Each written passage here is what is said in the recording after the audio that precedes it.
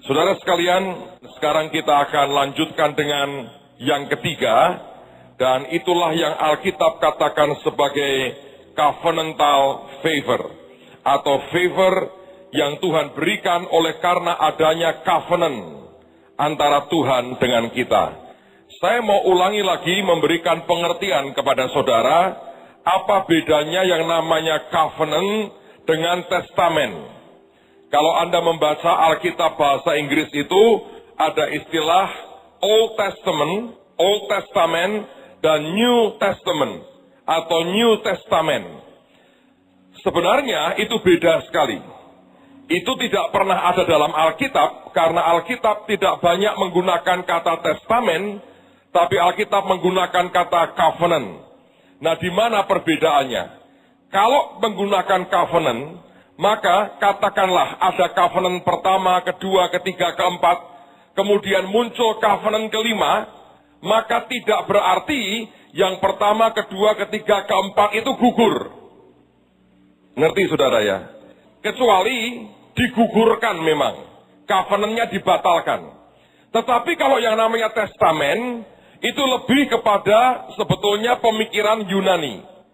Di mana kalau ada Old Testament, ketika ada yang baru, maka yang lama otomatis diganti. Anda ngerti itu ya? Jadi begitu ada yang baru, maka otomatis menggantikan yang lama.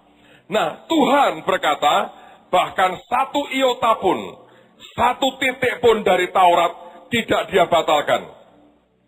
Artinya, semua covenant yang Tuhan pernah berikan kepada kita, yang kita baca di perjanjian lama, sampai hari ini masih berlaku, dan kita bisa menikmati blessing-nya, walaupun Yesus memberikan new covenant, sebuah perjanjian baru, lewat tubuh dan darahnya.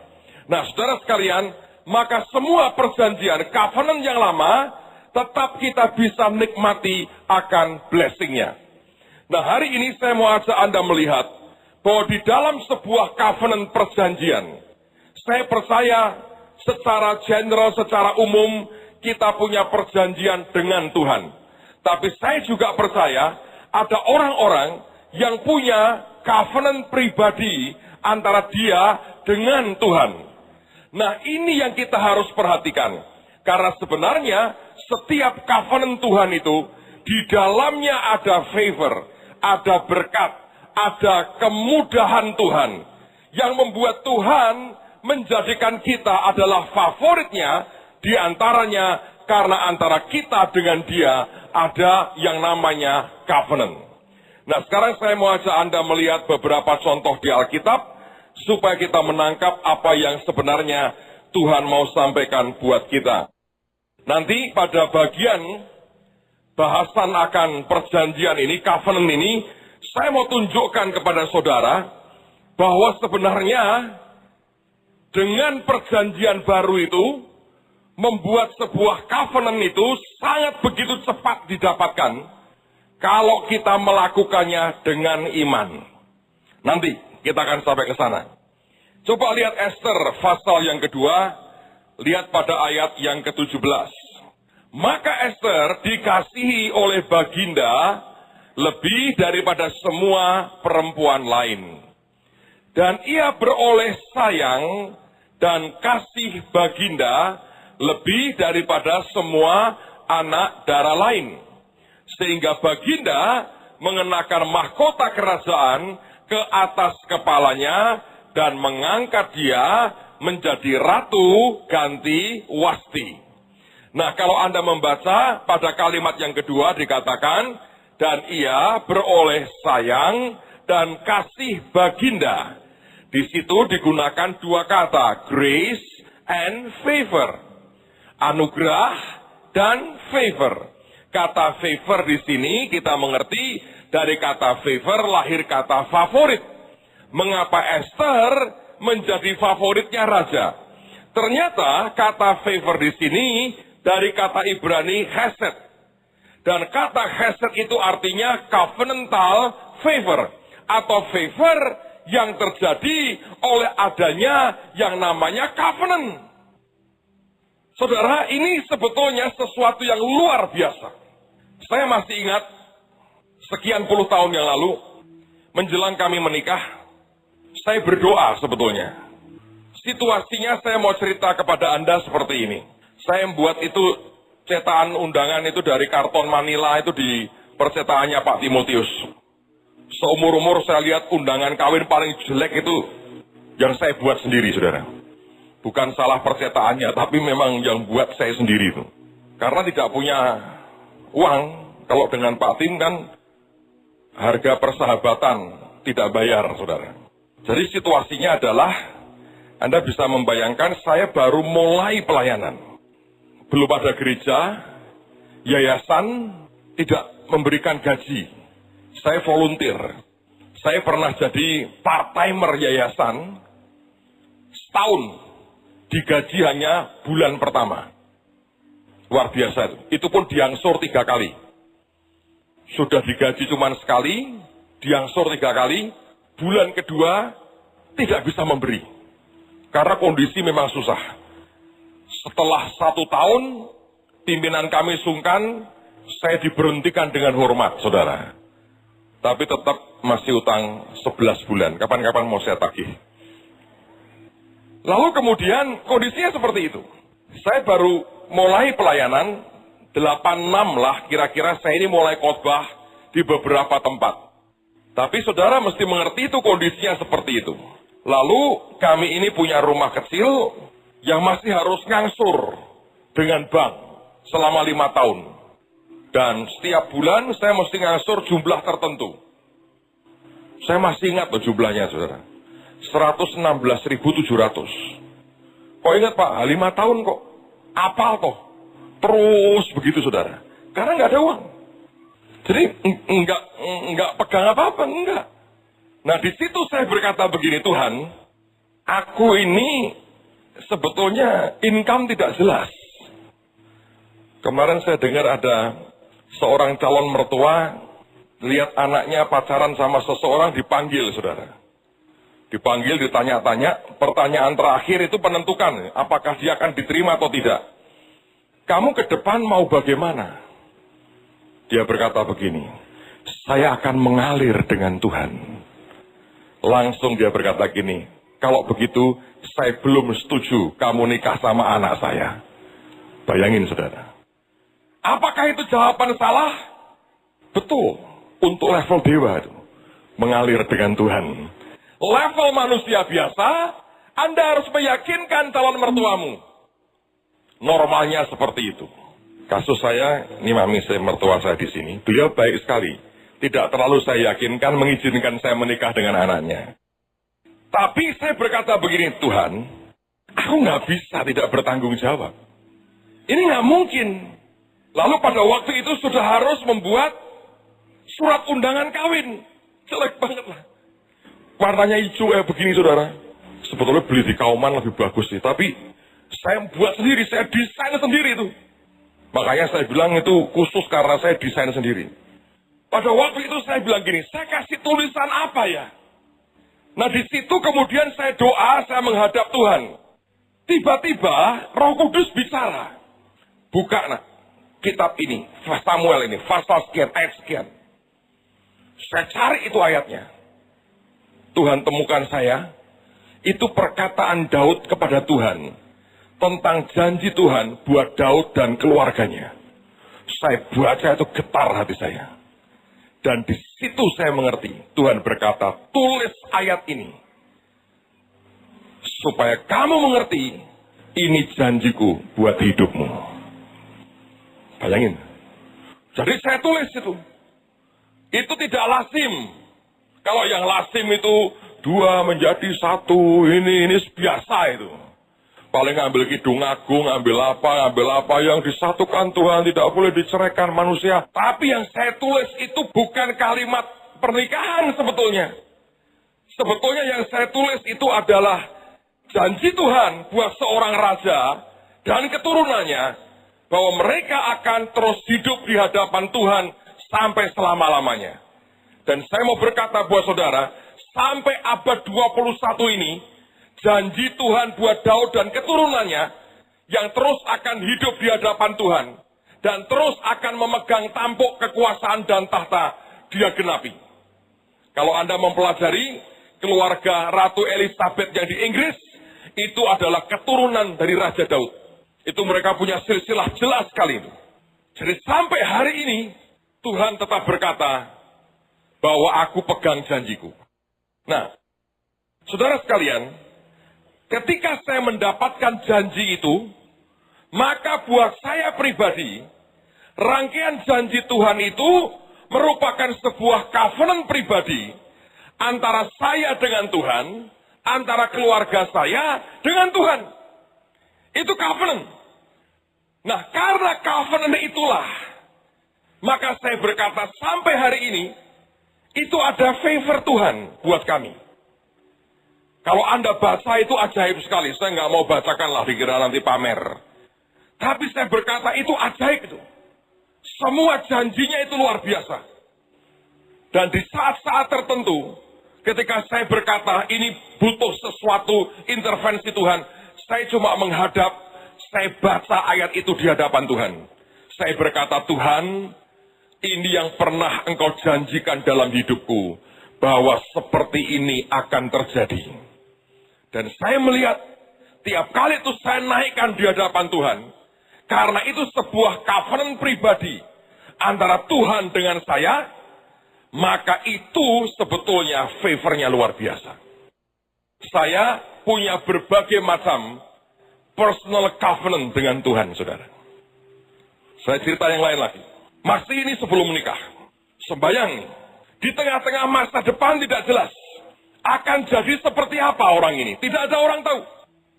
Saya punya kerinduan, saya punya ambisi untuk mengabdi ke Tuhan, saya punya keinginan untuk melayani sebanyak mungkin orang.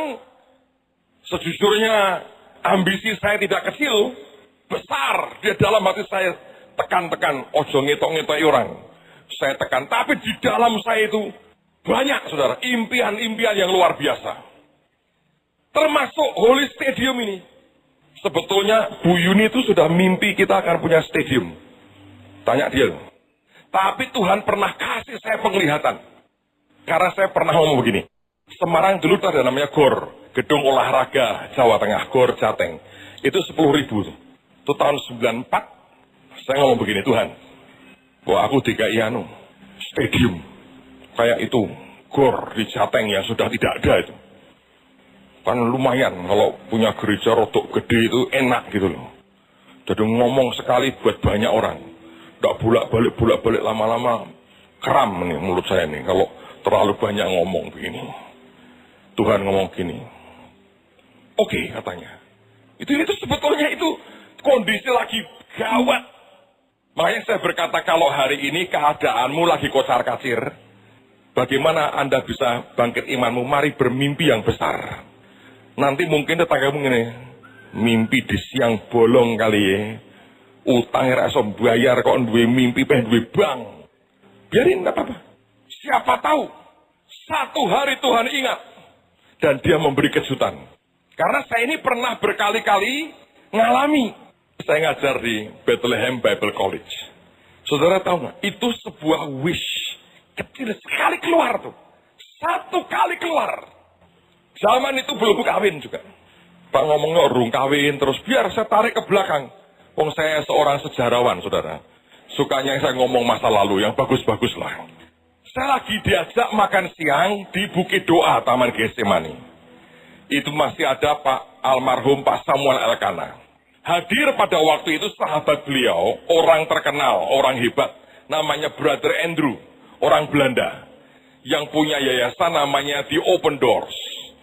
Zaman Perang Dingin, ketika Soviet masih ada, dia sering membawa Alkitab masuk ke daerah Soviet.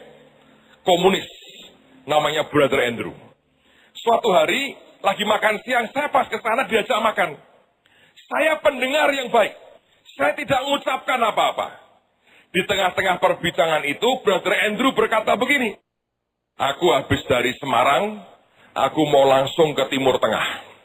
Ditanya oleh Pak Samuel, kenapa kamu ke Timur Tengah? Dia berkata, oh aku sedang ada proyek membantu pembangunan sekolah Alkitab di Bethlehem untuk orang-orang Palestina. Saya kaget, saudara. Kok untuk orang Palestina? Dan dia mengatakan mereka terbuka untuk Injil.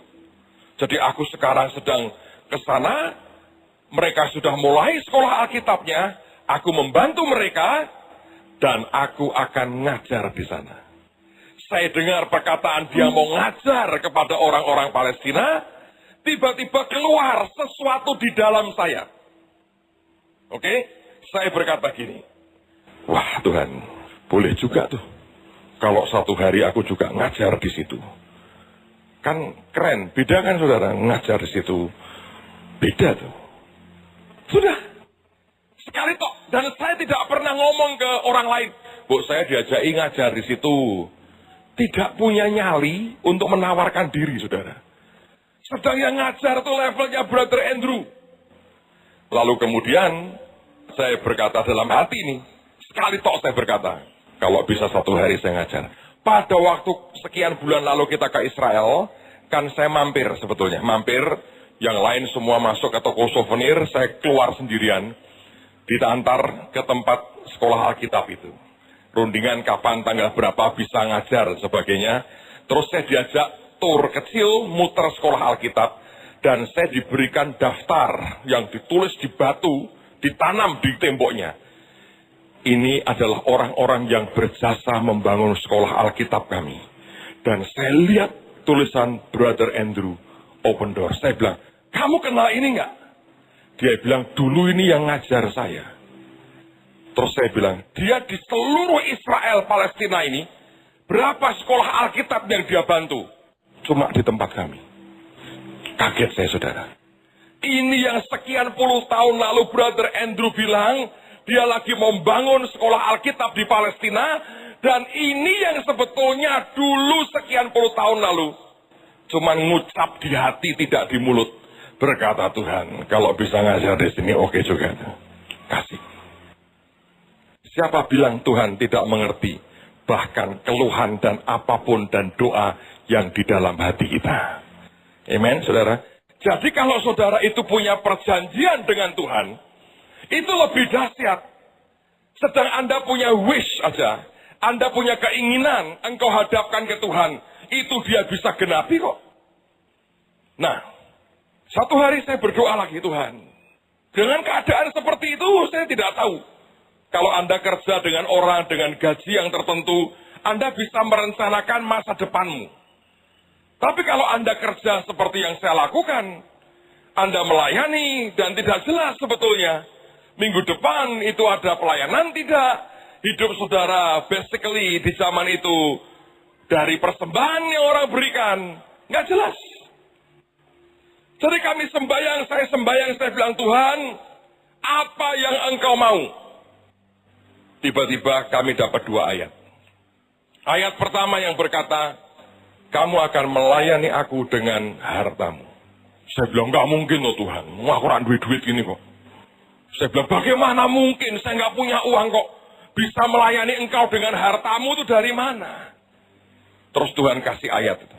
Ada wanita-wanita yang melayani Yesus dan rombongannya dengan kekayaan mereka. Saya berkata begini, kalau begitu aku tahu, walaupun sekarang aku tidak punya apa-apa, ke depan aku tidak akan hidup melarat. Karena nggak mungkin melayani Tuhan dengan kekayaannya kok hidupnya melarat. Nggak mungkin. Jadi dari sejak awal saya taruh di sini dan di sini, aku adalah orang yang pasti diberkati Tuhan. Tidak ada keraguan soal itu. Yang pertama, saya doa lagi, saya bilang Tuhan, apa lagi? Dan kemudian dia beri ayat yang berkata, kepadamu diberikan kunci-kunci kerajaan surga. Dan dia berkata, aku beri kamu kekayaan tersembunyi dari kerajaan surga. Aku berikan kepadamu rahasia kerajaan surga. Dan sejak Tuhan bicara itu, ada yang berubah di hati saya. Tiap kali saya baca Alkitab, saya bisa lihat sudut yang orang nggak lihat. Ketika setiap kali Tuhan membuka rahasianya, Sampai terus terang itu roh saya, jiwa saya bisa lompat. Saya bilang, wow. Saya nggak pernah mikir loh seperti ini. Tapi kebuka. Itu namanya rahasia kerajaan surga. Itu dipelajari nggak bisa.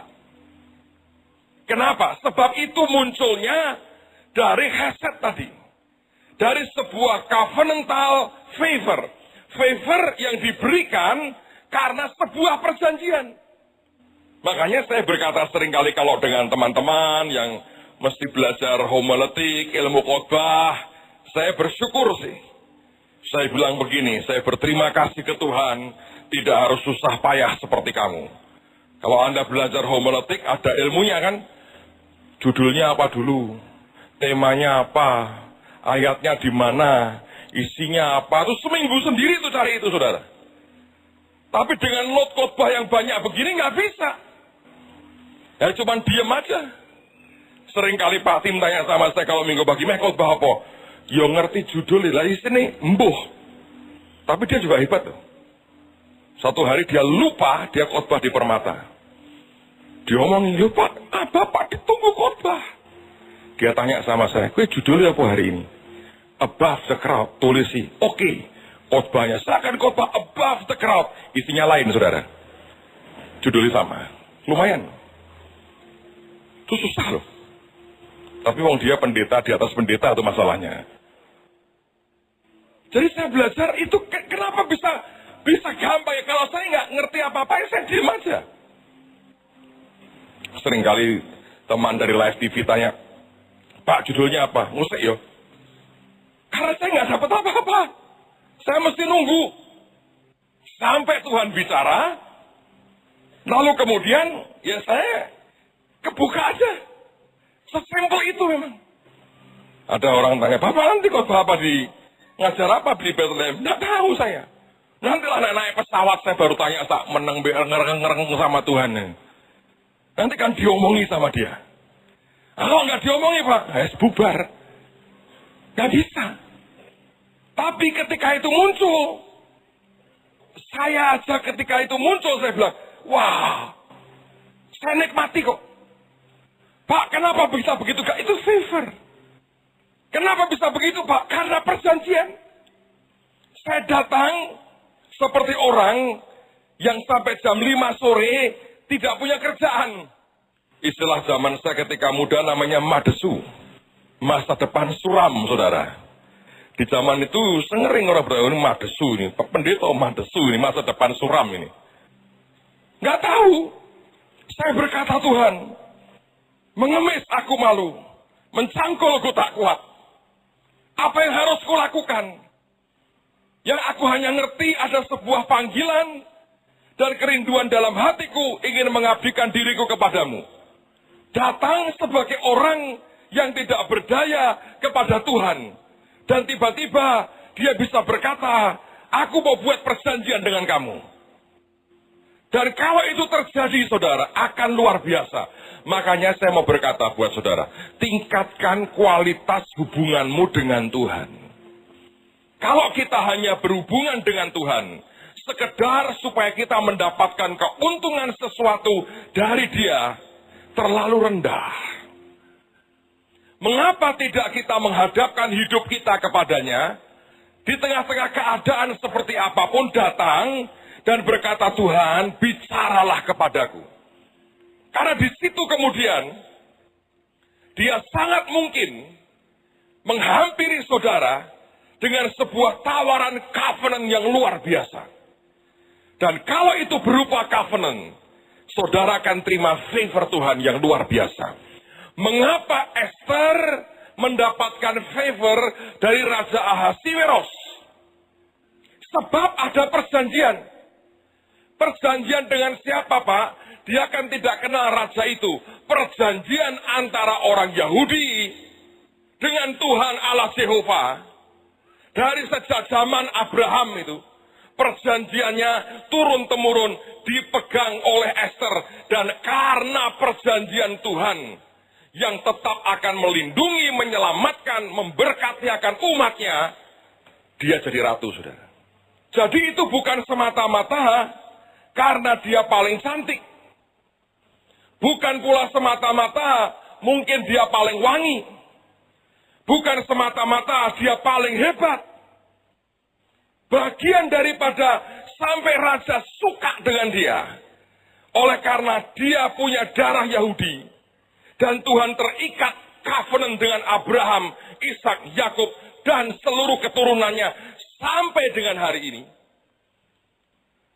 Dan tidak pernah bisa umatnya dibinasakan. Maka karena perjanjian itulah Esther yang harus jadi ratu. Kalau Tuhan punya perjanjian pribadi dengan saudara, Anda ikut tender, engkau berkata gini, ada perjanjian aku dengan Tuhanku. Dalam Kristus keturunan Abraham aku ini. Dan aku berhak mewarisi janji daripada Tuhan. Anda berkata dalam nama Yesus, semua peserta tender yang lain, ya jangan ngomong teriak-teriak. Aku persilahkan pulang. Percuma kamu ikut, karena aku yang harus menang. Aku punya hesed covenantal favor dengan Tuhan. Anda masuk, yang lain seperti laut merah terbelah. Shoot, kanan kiri, you got it. Terus jangan berkata gini, yo aku. Habis, saudara. Anda harus menyadari, itu karena favornya Tuhan. Jadi kalau Anda punya perjanjian dengan Tuhan, saya berkata sekali lagi, ini dahsyatnya luar biasa. Ini dahsyat. Sebab Tuhan adalah Tuhan yang berpegang pada janji. Dan dia tidak pernah mengingkari janjinya. Kalau Anda punya perjanjian pribadi dengan Tuhan, mantap. Ada orang tanya, Pak, kenapa Pak diberkati? Maaf, karena aku harus bertugas. Bapak bisa miskin nggak? Tugasku nggak pernah dicabut. Dia tidak pernah membatalkan perjanjiannya dengan aku. Mau pengen miskin aja nggak bisa saya. Kenapa Pak? Itu kan sombong Pak, bukan. Aku ini ditugasi Tuhan, melayani Tuhan Yesus dengan kekayaanku. Pak, mau miskin sebentar, maaf. Saya nggak bisa. Bukan kenapa-kenapa, ini tugas. Dan saya masih mau menjalankan tugas saya. Oh iya Pak, mau saya. Terus saya kerjakan. Nah kalau ada orang terima seperti itu, terus berkata gini, Tuhan, kok capek ya Tuhan kerja seperti ini. Dia berkata, nggak apa-apa nak. Sekarang gantian. Kamu akan jadi orang yang terima sumbangan dan belas kasihan dari banyak orang. Siapa yang mau terima sumbangan dari banyak orang? Lambaikan tangan saudara. Anda adalah fakir miskin yang membutuhkan sumbangan. Lebih berbahagia memberi daripada... Saya nggak mau dirubah. Saya nggak mau. Saya kalau lihat orang ya, susah gitu, ngomel ini, dan nyusahin orang gitu ya. Saya menghibur diri saya berkata begini, sudahlah, memang dia ngomelnya banyak, terus biarinlah, daripada tukar nasib sama kita. Iya toh, betul nggak saudara? Daripada kita harus marah, jengkel. Kalau bagian kita memberkati, ya sudah. Itu sebuah covenant, perjanjian yang Tuhan mau berikan kepada kita. Nah, kembali berpulang kepada semua kita, seberapa Anda meresponi akan hal itu. Teruskan lagi. Sekarang mari kita lihat di 2 Tawarikh pasal 20, lihat pada ayat yang ke-21. Sampai dengan ayat yang ke-26. 2 Tawarikh pasal yang ke-20, ayat 21 sampai dengan ayat yang ke-26. Setelah ia berunding dengan rakyat, ia mengangkat orang-orang yang akan menyanyi nyanyian untuk Tuhan dan memuji Tuhan dalam pakaian kudus yang semarak pada waktu mereka keluar di muka orang-orang bersenjata sambil berkata, nyanyikanlah nyanyian syukur bagi Tuhan bahwasanya untuk selama-lamanya kasih setianya. Kalau Anda membaca kata kasih setianya dari kata hesed, itu covenantal favor. Ketika mereka mulai bersorak-sorai dan menyanyikan nyanyian pujian, Dibuat Tuhanlah penghadangan terhadap Bani Amon dan Moab dan orang-orang dari pegunungan Seir yang hendak menyerang Yehuda sehingga mereka terpukul kalah. Lalu Bani Amon dan Moab berdiri menentang penduduk pegunungan Seir, hendak menumpas dan memunahkan mereka. Segera sesudah mereka membinasakan penduduk Seir, mereka saling bunuh-membunuh. Ketika orang Yehuda tiba di tempat peninjauan di padang gurun, mereka menengok ke tempat laskar itu, tampaklah semua telah menjadi bangkai berhantaran di tanah. Tidak ada yang terluput. Lalu Yosafat dan orang-orangnya turun untuk menjarah barang-barang mereka. Mereka menemukan banyak ternak, harta milik, pakaian, dan barang-barang berharga. Yang mereka rampas itu lebih banyak daripada yang dapat dibawa. 3 hari lamanya mereka menjarah barang-barang itu. Karena begitu banyaknya, pada hari keempat mereka berkumpul di lembah pujian. Di sanalah mereka memuji Tuhan, dan itulah sebabnya orang menamakan tempat itu lembah pujian hingga sekarang. Saudara sekalian perhatikan.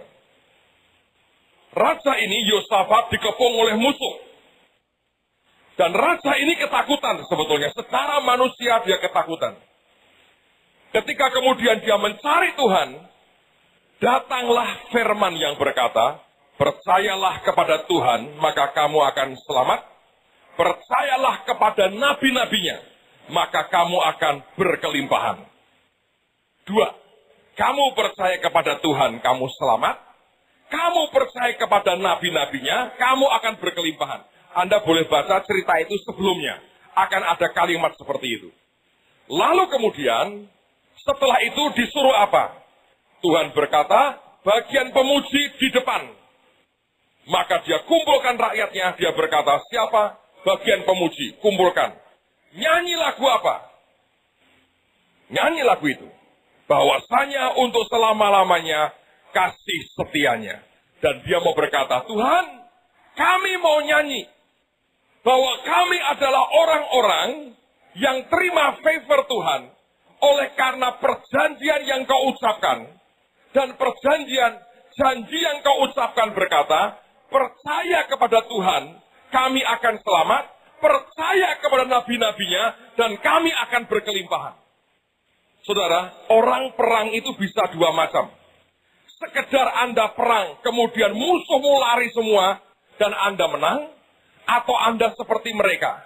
Anda perang, Anda nggak terlalu perang sebetulnya, Anda menang, dan Anda menjarah luar biasa. Sampai 3 hari itu menjarah, baru selesai. Itu jarahan yang luar biasa. Mengapa diberikan? Sebab mereka nyanyi. Nyanyi dengan iman berkata, bahwasanya untuk selama-lamanya. Favor karena covenant aku terima dari Tuhan. Ngerti saudara? Dan dia berkata, covenantmu berkata, kalau aku percaya ke Tuhan, kami diselamatkan dan mereka menang. Kami juga percaya perkataan nabi-nabimu dan kami berkelimpahan. Maka lihat Tuhan memberikan dua-duanya. Dia berikan kemenangan dan dia juga berikan kelimpahan. Ngerti saudara? Hesed adalah sebuah favor yang Tuhan berikan karena perjanjian antara Tuhan dengan kita. Makanya setiap kali nih ya, Anda dengar firman, dimanapun Anda dengar firman, tiba-tiba ada yang jadi rema dalam hidupmu. Muncul kayak rema. Tuhan ini buat aku. Anda ngerti, ini jawaban Tuhan buat aku. Pegang dan berkata, Tuhan, ini covenant. Engkau janji seperti ini. Engkau angkat di hadapan Tuhan. Kalau perlu tulis yang gede, taruh di tembok di kamarmu. Tiap kali engkau hadapkan, kau cuma angkat tanganmu berkata, ini janji Tuhan buat hidupku. Saudara akan terima khasat Tuhan yang luar biasa. Tiba-tiba favor Tuhan akan turun dalam hidupmu. Sebab Tuhan yang kita sembah tidak pernah ingkar janji. Dia menggenapi semua janjinya sempurna. Ya dan amin. Yang percaya katakan amin. Ini luar biasa.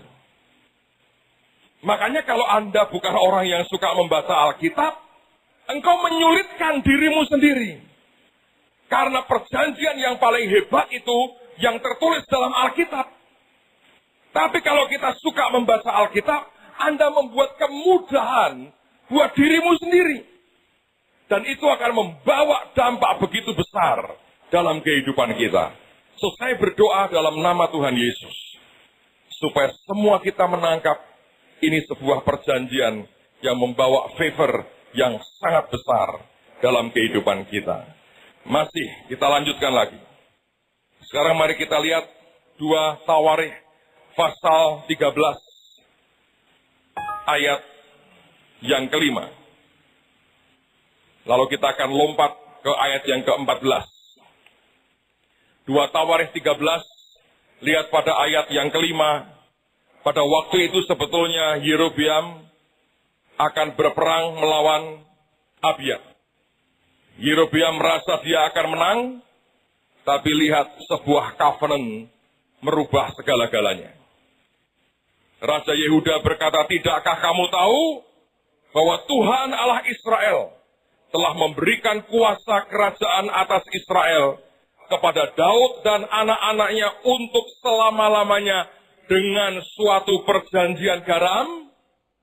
Saudara tahu sampai hari ini, yang tadi saya katakan, yang berkuasa di Inggris itu Ratu Elizabeth, itu keturunan Raja Daud. Sampai hari ini orang tahu, ditelusuri sampai ke atas, memang itu masih ada garis dengan Raja Daud. Dan Tuhan sampai berabad-abad genapi firman-Nya, dan itu dengan suatu perjanjian garam, salt covenant. Oke, lompat ayat 14, pasal yang sama.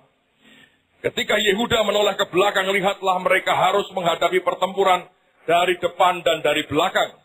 Mereka berteriak kepada Tuhan.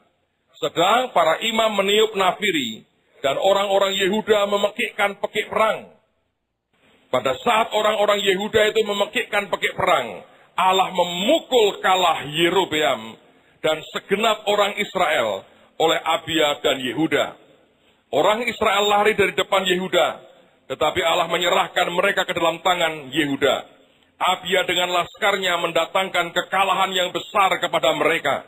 Dari orang Israel mati terbunuh 500.000 orang pilihan. Demikianlah orang Israel ditundukkan pada waktu itu. Sedang orang Yehuda menjadi kokoh karena mereka mengandalkan diri kepada Tuhan Allah nenek moyang mereka. Satu covenant saja. Coba Anda perhatikan. Begitu itu diucapkan, dia berkata, kami ini keturunan Daud. Antara Daud dengan Tuhan dan keturunannya ada perjanjian garam. Saudara bisa lihat itu. Habis. Ditundukkan lawannya. Karena Tuhan adalah Tuhan yang tidak pernah bergeser dari perjanjiannya. Saya berdoa, Anda baca Alkitab, pegang akan janji Tuhan. Sebab perjanjian Tuhan itu dahsyatnya luar biasa. Sekarang kita lihat lagi. 1 Samuel pasal 17. Ayat yang ke-36. Ini perkataan Daud ketika dia menghadap Saul untuk menawarkan diri melawan Goliat. Lihat apa yang dia katakan. 1 Samuel pasal yang ke-17. Ayat yang ke-36. Baik singa maupun beruang telah dihajar oleh hambamu ini. Dan orang Filistin yang tidak bersunat itu, ia akan sama seperti salah satu daripada binatang itu. Karena ia telah mencemooh barisan daripada Allah yang hidup. Saudara, Daud itu berani menghadapi Goliat. Saya berkata begini, memang betul. Sebetulnya motif pribadinya dia, motifnya loh ya. Itu motif nggak terlalu rohani. Saya pernah ngomong begini, ada orang marah. Bila Daud, ngawur itu pendeta tuh. Daud itu pasti karena ini. Anda baca di Alkitab. Daud itu kenapa dia berani melawan Goliat? Motifnya apa tahu? Dia kan disuruh ayahnya bawa perbekalan untuk kakak-kakaknya di medan pertempuran. Sampai di sana, kira-kira ini melihat semua tiarap, semua bersembunyi. Dia dengar ada orang teriak-teriak, nantangi, maki-maki barisan Tuhan. Terus orang berbisik-bisik. Kamu tahu nggak? Ada pengumuman dari Raja Saul. Siapa yang bisa ngalahkan dia? 1, dapat duit banyak. 2, jadi menantu raja. 3, bebas pajak. Ya? Dia bilang, beneran nih katanya. Bener. Dikawin sama anaknya yang mana? Sing itu, anaknya ayo kabeh kok. Ya bener, yang mana? Yang paling tua. Lumayan juga tuh. Oke, katanya. Yang pertama apa tadi? Dapat duit banyak. Banyak ya duitnya? Banyak. Kedua, kawin sama anak raja. Jadi kalau kawin sama anak raja, dimantu raja. Oke juga ya. Terus, kau usah bayar pajak. Wah, bagus juga tuh. Kasihan bapak tuh. Pajaknya banyak. Nggak bayar. Pindah lagi. Tanya lagi. Hadiahnya apa sih ngalahin dia? Dapat hadiah uang banyak. Hadiah ya? Dia apa enggak? Enggak, pokoknya menang. Itu hadiah. Duit. Jen. Duit. Oke, terus. Kawin. Sama siapa? Anai. Bener, jangan-jangan kawin sama budai. Enggak anaknya. Tenang, tadi mantu raja. Bener. Ketiga. Apa saja? Beneran nih? Bener. Tuh, tanya bolak-balik. Terus gini. Lumayan ya. Gue ini kok gini. Tapi hadiah lumayan. Saya tak hadapi. Tapi dengerin. Sekalipun motivasinya itu karena ingin mendapatkan itu. Kalau orang berperang dan berkata gini, aku pasti matein. Dia perang enggak? Tidak mungkin. Ada dua hal. Satu, hadiah itu menstimulans, membangkitkan di dalamnya untuk berkata, gua hadapilah. Itu hadiah. Hadiah itu fungsinya cuma mendorong orang untuk mau berbuat sesuatu supaya dapat hadiah. Tapi kalau itu beresiko membuat dia mati dan dia berkata gini, wah kansku menang cuma 10%. Belum dadi mantune rojo, wis mati aku kira-kira. Nggak mungkin toh. Betul nggak? Misalnya begini, saudara, ini ada uang 1 miliar. Siapa yang mau? Semua angkat tangan. Apa syaratnya? Anda harus dibakar hidup-hidup 1 jam. Setelah itu Anda keluar dapat 1 miliar. Tidak boleh diwariskan. Anda harus terima sendiri. Ya percuma tuh. Weh 100 miliar. Nggak ada yang mau, saudara. Karena itu nggak mungkin Anda terima. Sebagus apapun hadiahnya, kalau dalam hitunganmu kamu nggak mungkin menang, ya tidak akan mungkin toh. Ngerti? Apa yang membuat Daud berkata begini? Sudahlah, aku hadapi.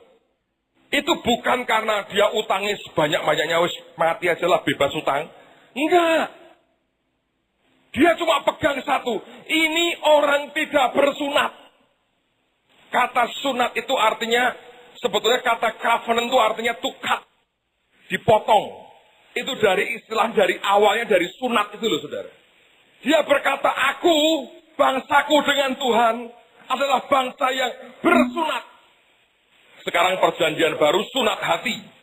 Yaitu, aku bangsaku, orang punya covenant dengan Tuhan. Ini manusia tak bersunat. Berani menghina kami. Kalau aku perang, nanti dia berkata, engkau mendatangi aku dengan lembing, dengan pedang. Aku datang dalam nama Tuhan. Dan dia menang. Why? Dia ngitung. Yang namanya Tuhan itu pasti bisa diandalkan. Itu hitungannya. Kalau aku dengan Tuhan ada semacam perjanjian atau covenant, maka itu bisa diandalkan. Dan ini yang banyak anak Tuhan tidak mengerti. Sehingga waktu kita menghadapi tantangan, kita nggak berani berkata, aku bisa dan pasti mengandalkan Tuhan dalam hidupku. Yang dihitung kekuatan manusianya. Padahal Anda harus memperhitungkan yang namanya faktor Tuhan. Bedanya antara orang natural dengan orang supranatural adalah orang natural hanya menghitung kekuatannya. Orang natural hanya menghitung duitnya. Orang natural hanya menghitung akan kesanggupannya. Tapi orang supranatural menghitung kekuatan dan kesanggupan Tuhan. Sebab kita hidup dengan sebuah perjanjian dengan Tuhan. Nah, sekarang saya mau masuk pada bagian yang menurut saya sangat penting, yang berkaitan dengan yang namanya perjanjian. Atau berkat oleh karena sebuah covenant. Ada satu hal yang saya ingin bagi ke saudara. Sebetulnya ini di luar catatan saya pertama. Tadi menjelang berangkat, saya lagi di kamar mandi.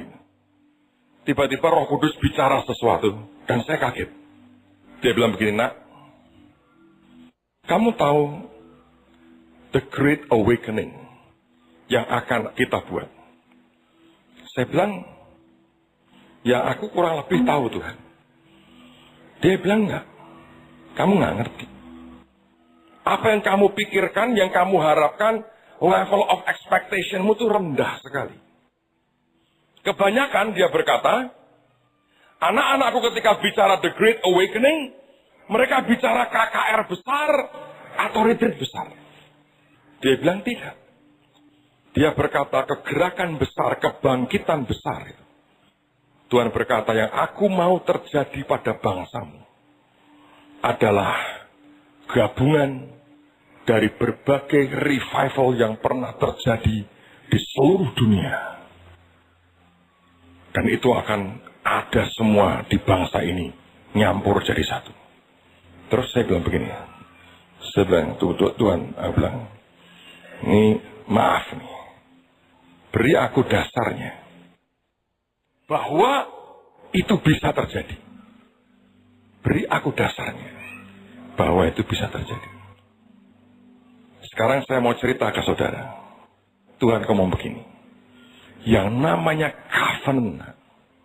Itu terjadi, itu difungsikan, dioperasikan itu karena iman. Saya bilang, maksudmu apa? Sekarang coba ya. Anda buka ayat. Saya mau jelaskan ke saudara. Keluaran pasal 4, ayat 24 sampai 26. Ini terjadi sesuatu ini. Keluaran 4, 24 sampai 26. Tetapi di tengah jalan, ini Musa lagi pergi menuju ke Mesir nih. Mau melakukan tugas, membebaskan umatnya. Tetapi di tengah jalan, di suatu tempat bermalam, Tuhan bertemu dengan Musa dan berikhtiar untuk membunuhnya. Bingung nggak? Anda baca ayat sebelumnya, Tuhan mengutus Musa ke Mesir. Mendadak di tengah jalan, Alkitab berkata, Tuhan berikhtiar membunuh Musa. Teruskan lagi, nanti saya jelasin. Lalu Sipora mengambil pisau batu. Dipotongnya kulit katan anaknya. Kemudian disentuhnya dengan kulit itu kaki Musa. Sambil berkata, sesungguhnya engkau pengantin darah bagiku. Lalu Tuhan membiarkan Musa pengantin darah, kata Sipora waktu itu, karena mengingat sunat itu. Saya jelasin ke saudara, dengerin baik-baik. Nanti saya cerita banyak hal ke saudara.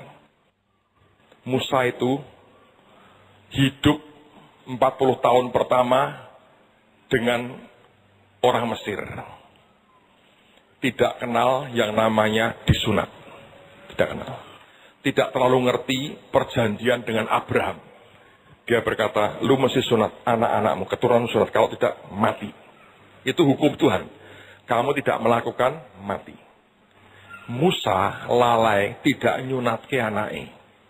Harusnya kan gampang, bawa ke klinik terang bangsa, sunat, selesai. Lali Musa itu, lupa nyunat ke anaknya. Karena 40 tahun pertama tinggal di Mesir. Tidak ada tukang sunat di Mesir. Dan 40 tahun pertama memang belum punya anak. Lalu kemudian dia pindah. Nebeng mertua. Namanya Yitro. Dia kawin sama anaknya Yitro. Namanya Sipora. Punya anak. Namanya Gersom. Lupa nyunat. Karena memang Yitro itu bukan orang Israel. Tidak ada klinik sunat di situ. Lupa. Ini yang saya pahami. Tuhan mengutus Musa, dia jalan. Walaupun tidak ditulis di Alkitab ini. Menurut saya setan nuntut ke Tuhan. Tuhan, perjanjiannya berkata, keturunan Abraham tidak nyunatke anaknya, mati. Sekarang Musa harus mati. Tuhan terikat dengan janjinya. Makanya Tuhan itu dengan perjanjian covenant-nya, saudara. Itu luar biasa. Kita hanya bisa mengandalkan dia. Alkitab berkata Tuhan berikhtiar membunuh Musa. Sebetulnya untuk membunuh Musa nggak perlu berikhtiar, gitu. Sah bergeledek, bergeledek masih mati kok. Selesai kok. Kenapa berikhtiar? Berikhtiar itu artinya golek jalan mikir. Sebetulnya begini.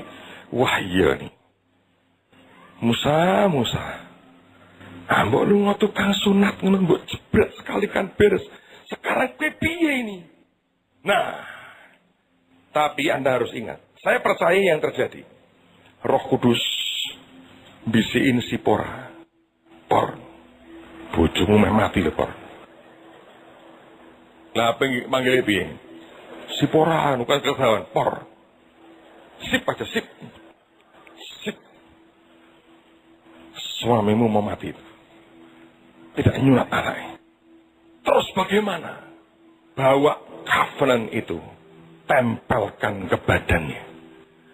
Musa tidak melakukan apa-apa. Dan tidak ngerti apa-apa. Meh dipateni Tuhan.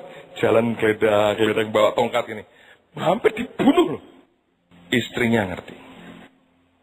Untung istrinya nggak gini. Ben mati sisan karpet.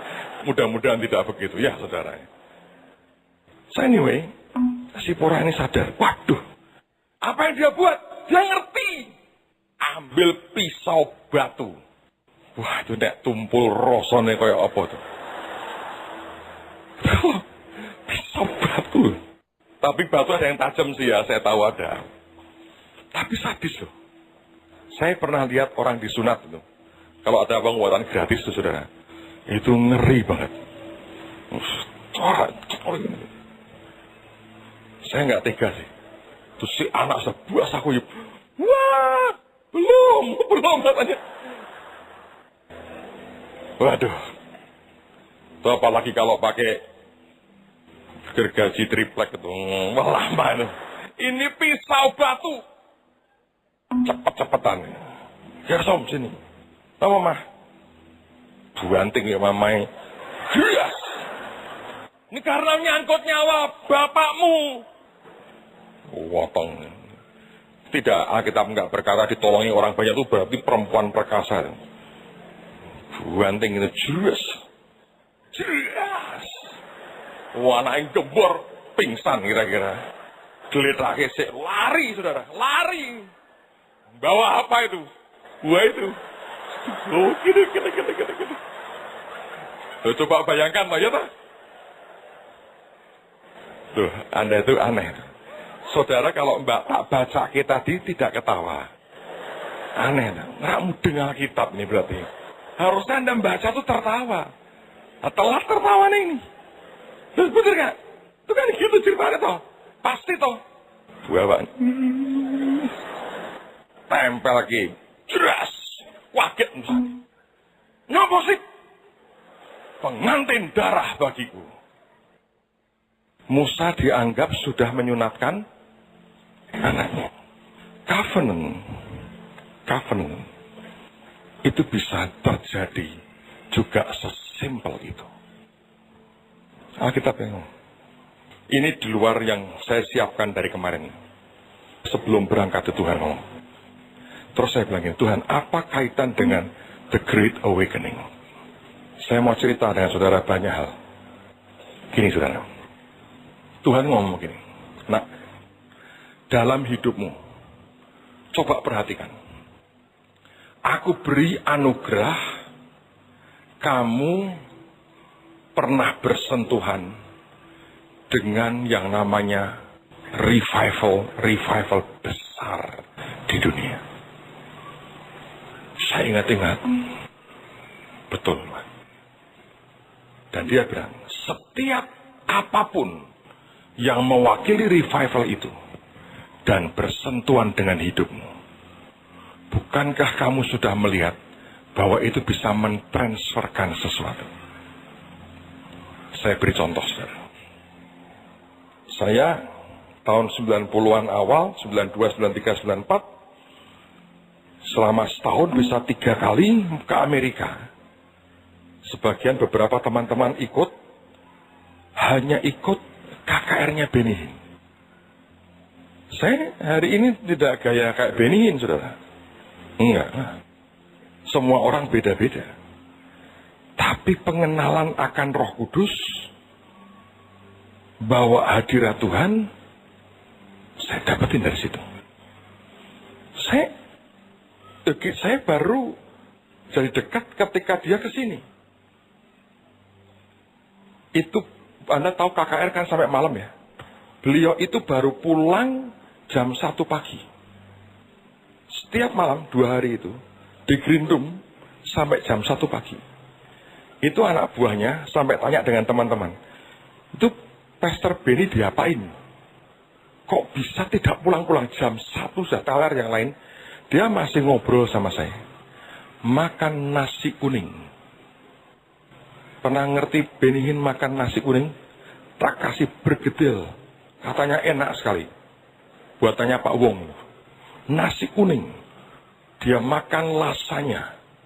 Sampai nambah-nambah. Makannya banyak loh. Bisa kurus tapi luar biasa tuh.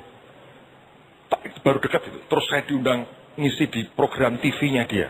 Dan sebagainya. Tapi saya belajar loh. Dari itu saja. Sentuhan itu aja. Ngalirkan sesuatu. Sampai hari ini. Saya belajar nyembah dari orang ini. Terus saya kenal lagi. Orang namanya Peter Youngren. Dia itu kalau KKR simple. Kalau Benihin complicated. Choirnya 1000, ini berapa. Dia enggak. Merakyat. Saya terjemahin di Semarang. Tak perhatikan. Tuh, kok cuma begitu ya? Tapi powerful. Saya kumpul beberapa kali dengan dia. Hari ini, saya bisa KKR seperti dia. Kan yang kita buat kesembuhan kan sesimpel itu. Ternyata, karena kita sering pergi sama, kerjakan sama-sama. Sekarang nggak harus saya. Pak Victor, Pak Hengki, bisa lakukan kok. Sama.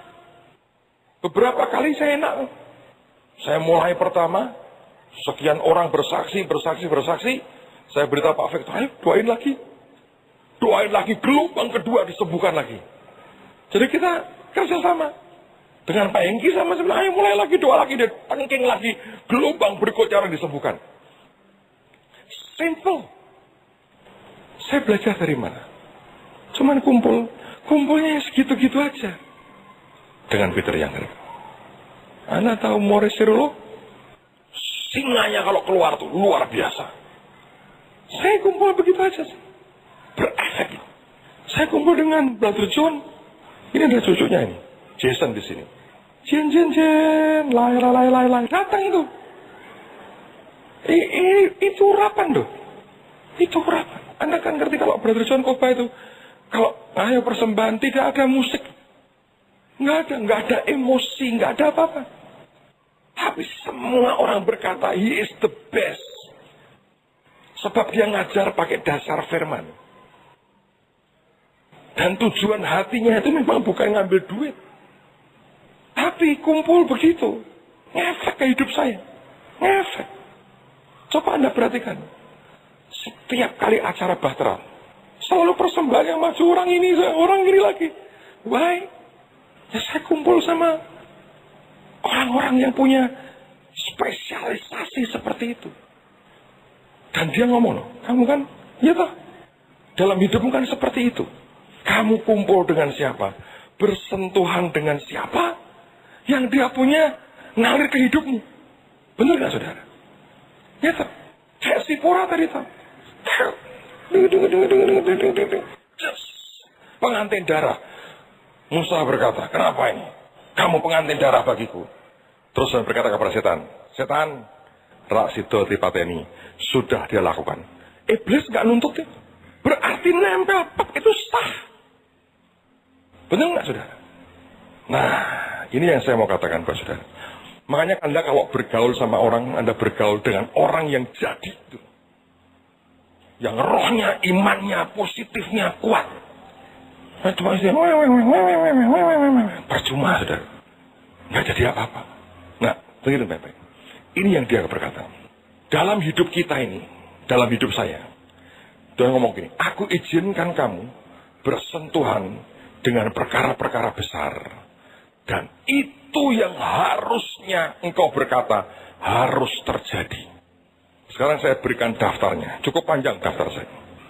Beberapa tahun yang lalu, kami yang pernah mengalami masa kegerakan tahun 79, kami buat reuni. 2009, temanya 30 tahun berjalan bersama dengan Tuhan. Kita buat reuni tahun 2009. Nah, pada waktu kita ngobrol, ada seorang teman yang juga dia punya gereja, dia berkata begini, minggu lalu kami baru buat conference gereja kami. Dan ada seorang nabi dari Singapura yang kami undang datang.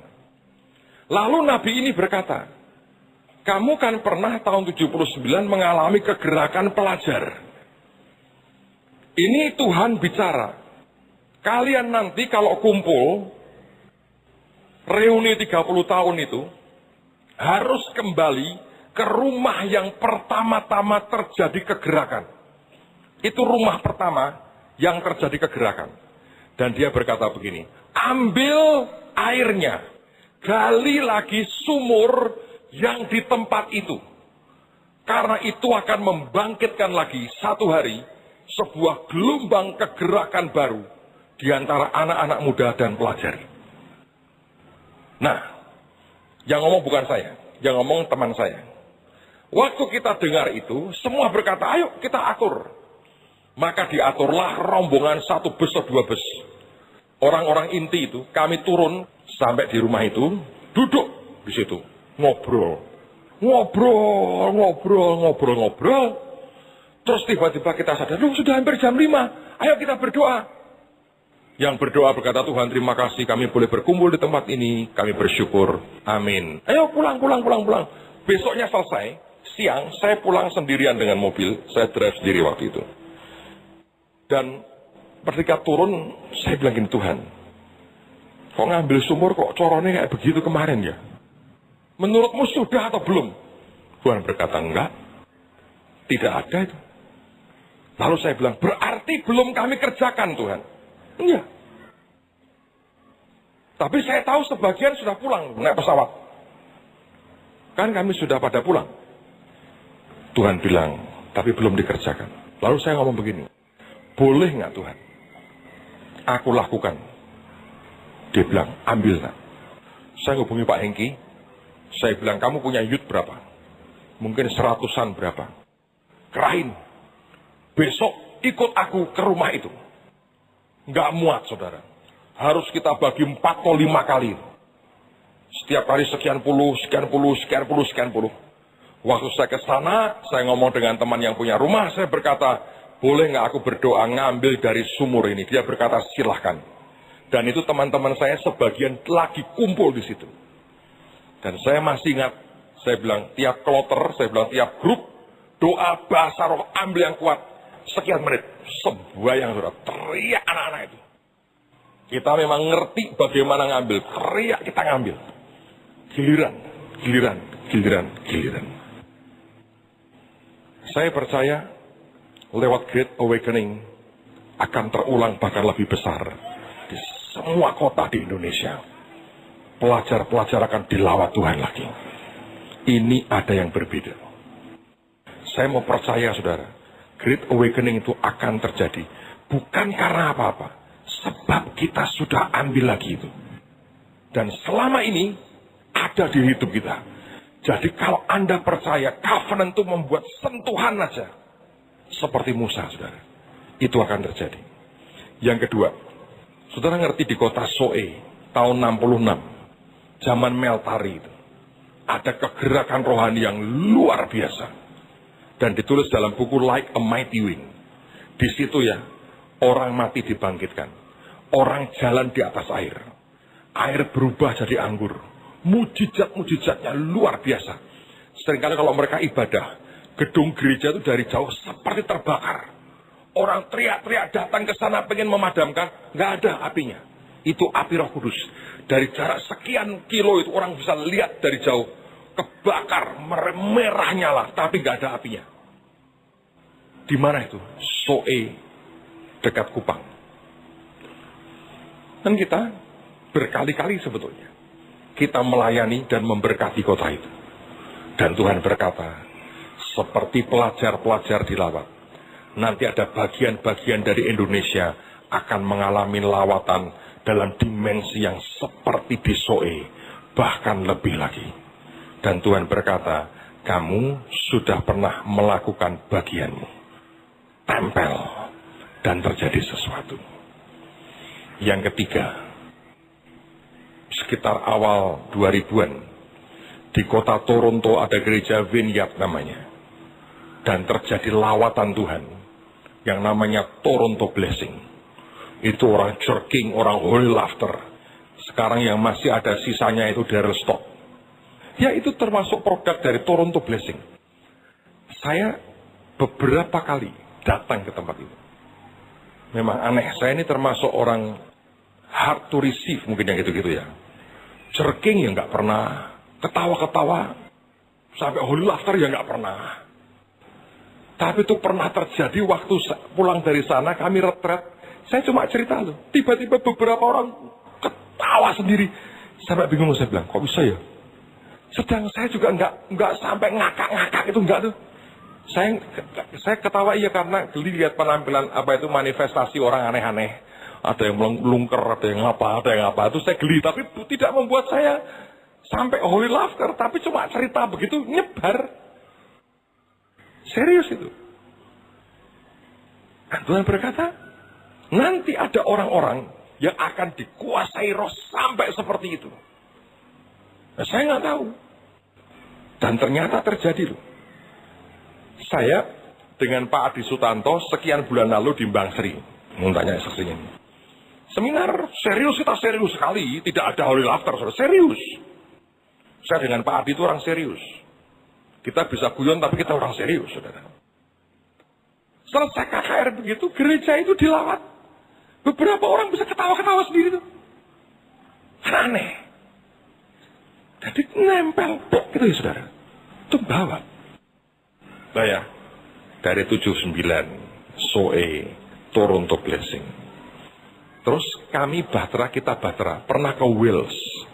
Kalau Anda masih ingat itu. Di Wales, kita datang di gereja tempat Robert Evan buat KKR. Kami nyembah Tuhan di situ. Aneh itu memang. Bisa diizinkan masuk dengan bebas. Dibawakan, bahkan diajari. Oh, tempatnya bukan di gereja. Ini ya, di ruang doanya dibawa ke sana. Sembahyang sampai begitu rupa. Saudara, itu di Wales. Saya percaya itu di Wales itu sampai satu kota penjara kosong. Semua bertobat, nangis, datang ke kantor polisi. Semua yang nyolong, yang maling, yang nyuri, ngaku dosa semua. Polisi bingung. Akhirnya dibawa ke gereja semua. Itu kebaktian bisa berjam-jam. Dan orang selama bertahun-tahun dilawat Tuhan. Di jalan-jalan tuh orang nangis. Orang lagi minum, mau minum bir itu, tiba-tiba gemeter tangannya. Bukan karena birnya ada urapan, ditemplak Roh Kudus, nangis di bar. Sehingga saudara kalau Anda pelajari, sebetulnya ada banyak lagu-lagu rohani, sebetulnya itu lagu-lagu di bar itu. Sambil mabuk, sambil minum, talan-talan nyanyi, itu diganti kata-katanya. Itu Wales, saudara. Sampai terkenal seluruh dunia, sampai hari ini. Dan kita pernah ke sana. Kita pernah kebaktian di gerejanya. Saya pernah sampaikan firman di situ. Dan Tuhan berkata, nanti akan terjadi. Itu ada satu orang mimpi, saya lupa. Di mimpi itu dia lihat, Pak, saya kok mimpi aneh ya Pak. Orang di jalan kok nangis, semua teriak-teriak nama Tuhan. Saya bilang itu akan terjadi. Revival seperti itu akan terjadi. Jadi akhir Desember itu cuma pemicu pemantiknya. Mari percaya sesuatu yang besar terjadi. Saya baru diomongin Tuhan sore tadi loh. Dia berkata gini, semua yang bersentuhan kamu sentuh, kamu bawa, ujungnya jadi seperti itu. Apakah tidak mungkin akan terjadi seluruhnya? Saya bilang amin Tuhan. Dan dia ingatkan saya detail by detail semua yang kita lewati. Saudara, saya ini pernah khotbah di gerejanya Matthew Barnett. Itu di LA downtown, namanya Angelus Temple. Siapa yang dirikan? Itu namanya Amy. Itu kalau KKR gila-gilaan. Dia kalau revival zaman dia itu saudara, di mimbar gini, pakai Harley itu, brum brum brum brum brum, berhenti gini, nyentrik orangnya. Nah kita kan Bahtera kan nyentrik gitu.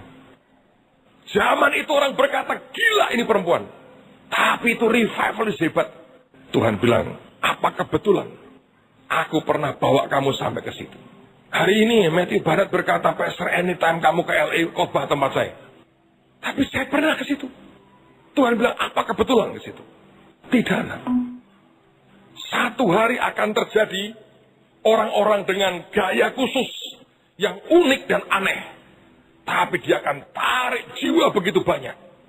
Dan itu akan membawa kegerakan yang luar biasa. Saudara pernah dengar namanya Azusa Street? Itu kegerakan di jalan Azusa. Beberapa tahun lalu, saya ketemu tempatnya. Sekarang yang jaga adalah seorang pendoa syafaat orang Filipina. Rumahnya masih ada utuh sampai sekarang. Itu Azusa Street sama tuh. Begitu Roh Kudus melanda daerah itu, sepanjang jalan itu, orang jalan aja. Getar saudara. Teriak nangis bertobat. Tidak ada orang nginjili. Dan itu rumah sampai sekarang didatangi banyak orang. Saya masih ingat 2 tahun lalu kira-kira waktu di Amerika Tuhan berkata datang ke sana nak. Saya pergi ke sana, saya cari. Terus kemudian saya dibawa masuk ke dalam. Yang jaga ini orang Filipina, dia berkata, Pastor, aku mau tunjukkan kamu sesuatu. Saya dilihatkan mimbarnya Kathryn Kuhlman. Jadi saya berfoto di mimbarnya Kathryn Kuhlman. Mau khotbah, saya khotbahi, saudara. Jadi saya berdiri begini, saya bilang, Tuhan, aku percaya kegerakan akan terjadi. Karena kalau baca Kathryn Kuhlman nih, dia itu kalau misalnya dia khotbah di hotel, di ballroomnya, di luar dicegat wartawan begitu banyak, dia masuk lewat dapur. Di dapur itu kan orang lagi masak kan tidak ngerti apa-apa. Ya lewat aja. Begitu lewat, bluk, pokoknya bergelimpangan jatuh, gelanda Tuhan. Dia itu kalau nyapa orang baru, halo, lumpuh jalan, saudara, buta melihat. Baru halo kayak kita, halo, apa itu? Ini baru halo, wah dilawat Tuhan. Saya percaya Great Awakening itu campuran termasuk dari situ. Saya nggak tahu bagaimana itu. Tapi tadi sore Tuhan ngomong jelas. Dia berkata, kamu kan kumpul dengan hamba-hambaku ini. Yang masih hidup. Kamu nempel gitu aja. Nular. Ngefek ke hidupmu. Ngefek ke jasmani. Dia bilang, apa bedanya dengan yang lain-lain?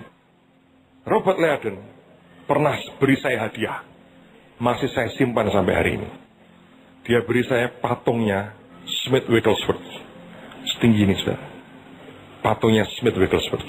Pakai jas kuno, bawa Alkitab kecil, tangannya begini, di bawah dengan tulisan, only believe. Percaya saja.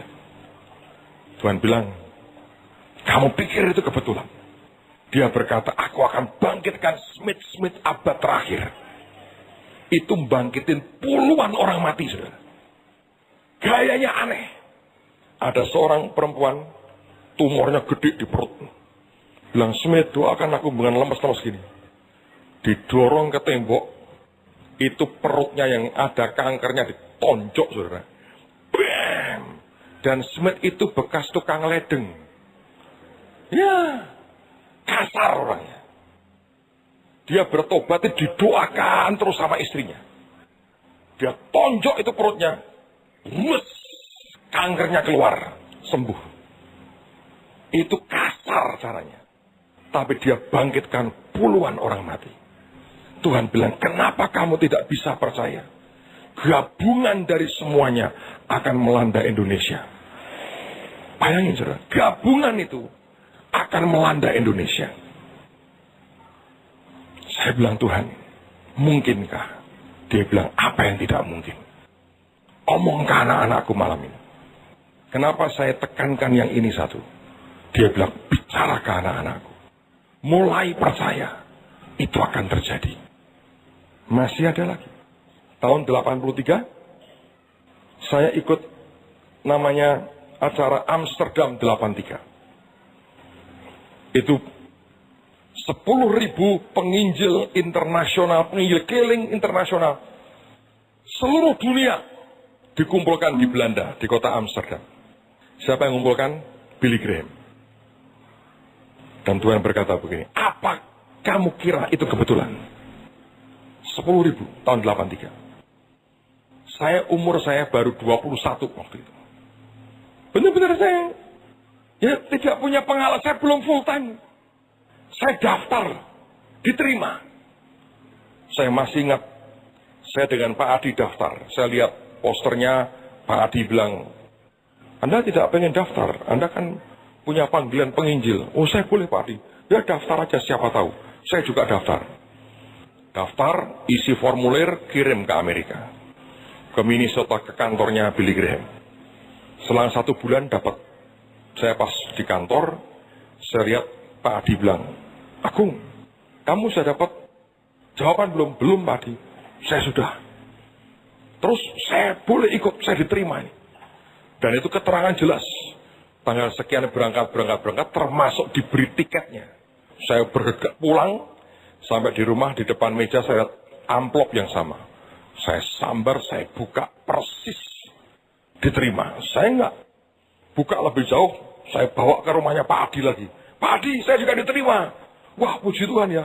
Kita daftar 2, dapat 2 katanya. Lalu kita buka. Tuhan bilang, semua hotel dibayar semua. Dia berkata, apa itu kebetulan? Nak? Tidak akan kebetulan. Sampai heran saya bilang, Tuhan, Engkau ngatur semua. Saudara tahu saya belajar tentang iman, saya baca bukunya Kenneth Hagin. Beberapa tahun sebelum dia dipanggil pulang, saya duduk 1 minggu, pagi sore di Amerika, gereja kecil yang ngajar Kenneth Hagin. Tiap hari didoakan tumbang, Beberapa tahun sebelum Kenneth Hagin dibawa pulang ke rumah Tuhan. Sekian tahun yang lalu, saudara ngerti saya diberkati dengan bukunya Dr. Chow. Saya ditemukan Tuhan dengan Dr. Chow. Hari itu dia agak sakit. Dia tolak batalin semua tamu yang lain. Cuma saya diterima dia. Tumpangi tangan, didoakan. Saudara, waktu Bahtera ke Korea, kami dibawa ke tenda pertama yang Dr. Chow punya. Itu disimpan di tempat yang tidak ada orang tahu. Itu Bu Nani ngomong gini, Tuhan bilang ada tempatnya. Main kepekaan. Di mana? Ngomong ke siapa? Nggak tahu. Tuhan ngomong gini, cari, ketemu orang itu, dituntun aja. Diajak ngomong, kamu tahu nggak gini-gini? Kita nggak tahu. Oh, saya tahu. Ayo saya antar. Itu ya, kalau bukan denger peka dengan Roh Kudus nggak bisa. Sampai dibawa, itu tenda pertama. Dan itu orang-orang Bahtera duduk di situ sembahyang bilang Tuhan, ini awal sumurnya gereja Yoido. Apa Anda tidak percaya? Satu hari akan ada gereja-gereja besar luar biasa. Karena jiwa-jiwa diselamatkan. Nama Yesus dimuliakan. Pikir saudara. Saya masih punya daftar sangat panjang loh. Tapi dengerin baik-baik. Covenant. Sipora taruh di kaki Musa. Pengantin darah bagiku. Begitu nempel, covenantnya berlaku. Karena itu Tuhan membiarkan Musa. Iblis berhenti menuntut. Karena covenant seperti itu jalan. Dan Tuhan berkata, ini yang akan terjadi. Great Awakening akan membawa dampak begitu besar buat bangsa ini. Yang percaya katakan amin. Saya berdoa dalam nama Tuhan Yesus.